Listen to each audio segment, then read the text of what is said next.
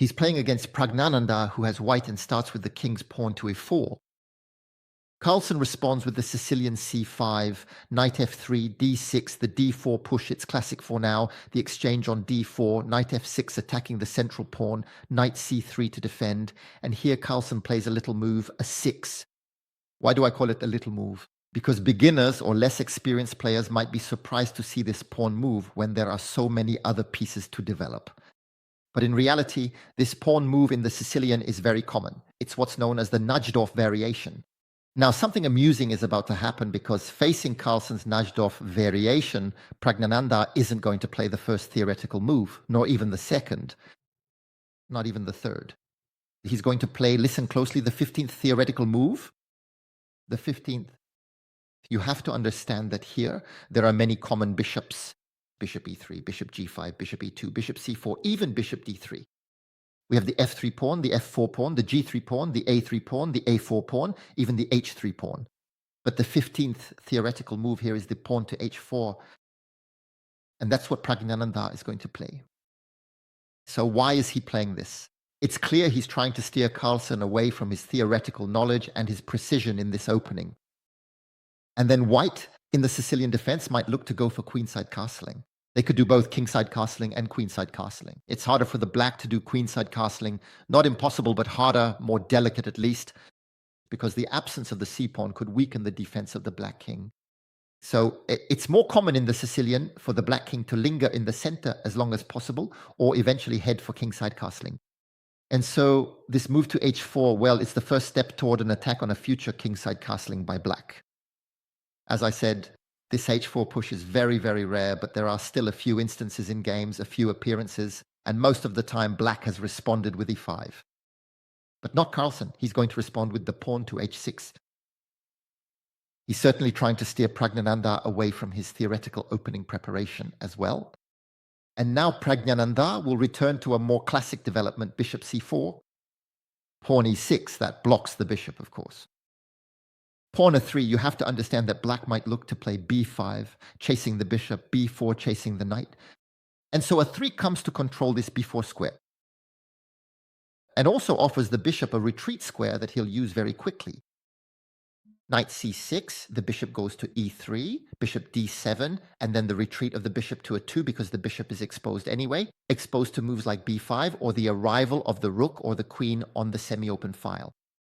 So he prefers to retreat preemptively to a 2. Black plays bishop e7, queen a2. Now we clearly see that Pragnananda is looking to go for queenside castling. Carlsen doesn't want to go for kingside castling himself. He played the pawn to h6, thinking it creates a lever on g5. A lever is an opening potential, a pawn tension. Maybe white could manage to play g4, g5 at some point and finally break through the black king's defenses. So Carlsen thinks that for now he's safe in the center. The file is far from being open, so he can stay in the center for a bit, and he prefers to play h5. He's coming to control this g4 square. f3 to try and support g4, but knight e5, triple control of the g4 square, still trying to diffuse this push. And Pragnananda ends up doing queenside castling. Now, queenside castling is like waving a red flag at Carlsen like a bull, and Carlsen will immediately play rook c8. Because the rook on the semi-open file will prepare the exchange sacrifice, that is, the exchange of the rook for the knight. And this move is thematic when there is castling. Why? Because if white is forced to take back with a pawn, it demolishes their king's shelter. It enormously weakens the defenses of the white king.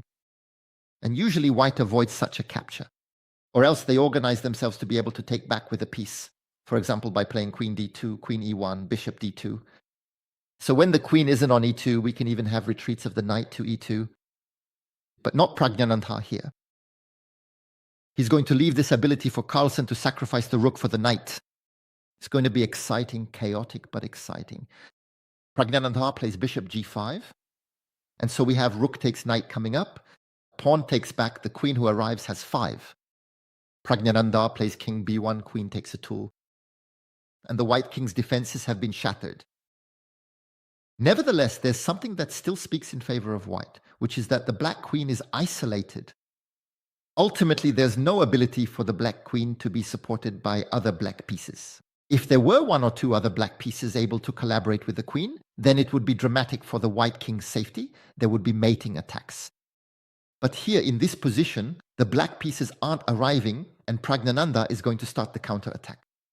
After all, the black king is hanging around in the center, so he's going to play f4, chase the knight, then e5 to try and break open the center and get to the black king. Knight g4 is played, the push to e5, take, we attack the knight, which goes to h7 and queen d2. White protects the bishop twice, which was attacked twice, and the queen joins the rook to create an attacking battery against the bishop on d7. It can threaten moves like knight f5, knight sacrifices to then come and take the bishop. So it's still possible for Carlsen to do kingside castling, but Carlsen follows through with his ideas. He thinks it's dangerous to do kingside castling, and so he'll prefer to play knight to f8. This retreat of the knight is a bit passive to defend the bishop, but we'll see that the knight will return later to g6 to attack the pawn on e5. Knight f3 is played, it defends the pawn and frees up the attacking battery. The queen comes to c5, there's an exchange, bishop takes, queen takes, and the knight comes to g5.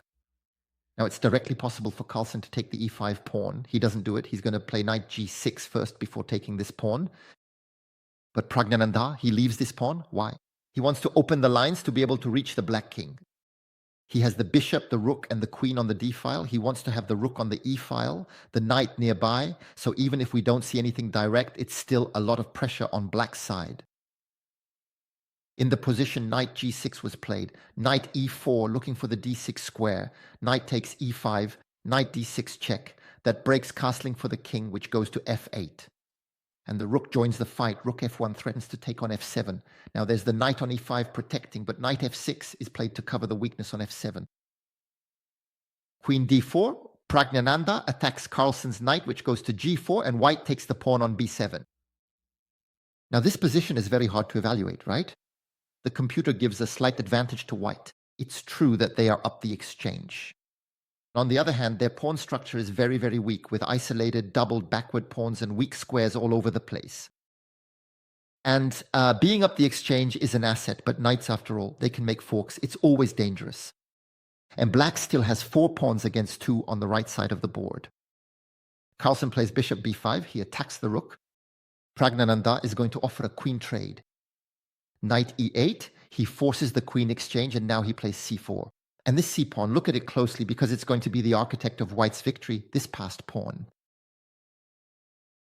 It's true that the rook cuts off the king on the d-file to prevent it from coming to control the pawn. So bishop a4 is played. Rook d8, the knight is pinned. Bishop comes to c6, attacks the knight and the g2 pawn. So the rook comes to protect, and bishop takes g2. And I was talking about 4 pawns against 2, but now it's 4 pawns against only 1 on the right side of the board. So Carlsen is going to try to generate a game of promotion himself. Rook g1 attacks the bishop, which goes to f3. Rook g3 attacks the bishop. Knight e5 comes to defend it.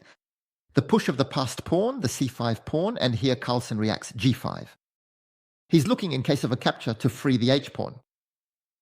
Now you're going to tell me, yes, but the pawn doesn't have to take. We can take with the rook. But if the rook takes, it will no longer attack the bishop, and that will give Praggnanandhaa the chance to play knight d7 to attack the rook that currently defends the knight. And so against this push to g5, Praggnanandhaa doesn't take with the pawn, he doesn't take with the rook, and he's going to play knight d6 to attack the knight that is pinned. g4, Carlsen generates his own passed pawn now. Knight c8 check, king f6, the knight returns to d6 and Carlsen takes. He sacrifices his second exchange to play knight e4. So 2 knights against 2 rooks, the material is very asymmetrical. And white has the passed c-pawn, but black has the passed g-pawn. And obviously Carlsen, he's also playing on the fact that the bishop on a2 can't really express itself in the position. Now it's exciting. The rook retreats to g1, knight c3 check, king b2, knight e2 attacks the rook, which goes to f1, and here Carlsen pushes to g3. The computer indicates that knight f4 was more precise, so that the knight could return to g6 in case of rook g8, by the way, because white will look to play rook g8 to control the passed g-pawn from behind. Then the problem with playing g3 quickly, well, is that there will be rook g8, but the bishop is weakened, it has no defense, the knight must defend the bishop, and the passed c-pawn is hard for black to hold anyway. So here, in this position, it was preferable to play knight f4, but Carlsen plays g3. Praggnanandhaa should have played rook g8 immediately, but he himself advances his passed pawn. It's a passed pawn race. You have to understand that both players have only 1 minute left to play the game. It's a 2-hour game, you know. Each player initially had 2 hours to play the game without an increment. The bonus comes at the 41st move, where the players get a 10-second bonus. And so here, in this precise position, Carlsen has 58 seconds against 41 for Praggnanandhaa. Every time they play a move, it adds 10 seconds. But, you know, it goes by fast, especially in such a tense, sharp position. And here, Carlsen is going to make his decisive mistake. He's going to play king g7. He should have continued and advanced the pawn to g2. So we'll see king g7 since it's the move of the game, but we must understand why pawn g2 was good. On rook takes bishop check. You shouldn't take back because there will be rook g8, and the c-pawn can no longer be stopped. But now you have to play king g7. We attack the rook, and black can make a queen. So white will also advance their pawn. There will be a queen. There will be a queen on both sides, but there will be queen c1 check, and the position is very complicated. The computer says it's an equal position, but, well, obviously all results are possible in time pressure. But that was the way to continue and preserve his chances. But as I told you, Carlsen doesn't play g2, he plays king g7. But this move of the king to g7 will doom him. Because now Praggnanandhaa plays the pawn to c7. And the black pawn is behind. If the black pawn advances to g2, which isn't what was played, Carlsen went back to b7 very quickly, we'll see. But if the black pawn advances to g2, Praggnanandhaa can make a queen, and upon taking the rook while making a queen, it's white's turn to move. It's no longer black's turn, as in the other variation, where we could have queen c1 check and attack the white king. No, here it's white's turn to move. And finally, the king on g7 is the victim of a mating net. Queen g8 check forces king f6, queen g5 mate. For those who know it, it's called the Cosio mate. It's actually amusing in this final position. Only the presence of the pawn and the queen allows this mating pattern to be achieved. So as you've understood, this return of the king to g7 wasted time compared to pushing the g-pawn, and white will be able to push their pawn and go attack the king to try to mate him. And that's why Carlsen plays bishop b7 very quickly to come control the promotion square, but rook b8 attacks the bishop. Carlsen plays g2, but he resigns after making this move because what can he do? White just has to move the rook, for example, to d1, and the rook can sacrifice itself at any time for the pawn.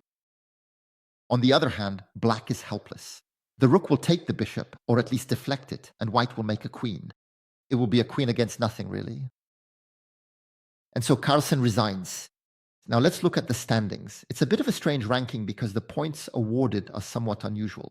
I'll explain it to you. 3 rounds have been played, and we see Firouzja with 7.5 points. How is that possible? Well, in this tournament, wins are worth 3 points. He got 2 wins in the first 2 rounds in classical games, so that gives him 6 points. And in the third game, he makes a draw. A draw is worth 1 point, so that should give him 7 points. But in the event of a draw, the players play what's called a very fast game that forces a win for one of the 2 players. And the winner gets an extra half point. So that's why he has 7.5 points. So when you win the classical game, you get 3 points. When you lose, 0. When it's a draw, 1 point. But when you draw, you get 1 point. But then there's this very fast tie-break game that gives you an extra half point if you win it. And so Firouzja has 7.5 points. And you see that Carlsen has only 1.5 points. That means he hasn't had any wins in classical games. He just had a draw in the second round, since he lost the first one to Firouzja. And in his draw in the first round, he won afterwards, which gave him the extra half point. It's quite rare to see Carlsen last in a tournament, even at round 3. I think it's the first time I've seen that. So you can leave me a thumbs up, comments, share the video, and support the channel. Goodbye, everyone.